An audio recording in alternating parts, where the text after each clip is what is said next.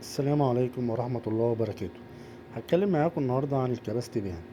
ساعة الحلة. ساعة الحلة مش معناها انك تملاها للآخر. كتير من الناس يفتكروا ان لو مكتوب على المكنة 350 لتر يبقى لازم تتحمل 350 لتر قراص. الحقيقة لا، احنا دايما بنشتغل على نسبة تحميل الموجودة في المانوال، سواء 70 او 80% على حسب السبلاير. طب احنا ليه ما بنبناش البان للآخر؟ لان لازم يكون عندك فيها اير سبيس جوه البان، عشان 3 حاجات. اولا الحركة. الاقراص محتاجة تكون انسيابية عشان الكسوة تبقى متجانسة.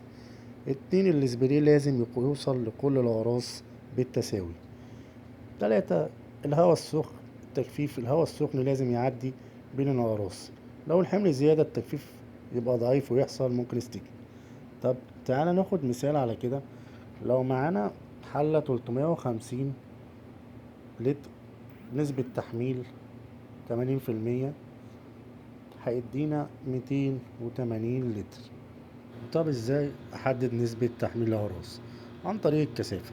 سواء المكنة ممكن تكون مدرجة باللتر، احط كمية أقراص اكون وزنها واعرف الكثافة قد ايه، او عن طريق بيكر اوزن فيه كمية أقراص واعرف الكثافة قد ايه. طب تعالى لو الكثافة طلعت معانا 0.7، هنقول 280 في 0.7 هيدونا 196 كيلو.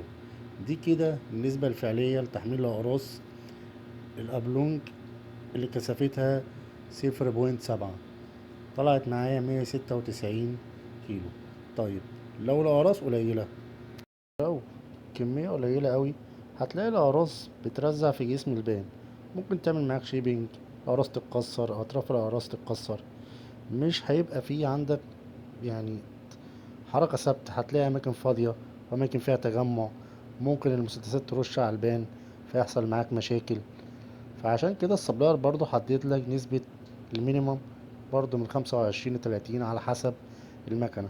في كمان بافلز ممكن تستخدمه لو انت عايز كمية أقل من نسبة المينيمم، زي ما موجود في جلات سمارت، بيديك مع البافلز دي نص كمية المينيمم، وتقدر تشتغل بيها. ممكن ترايل باتش.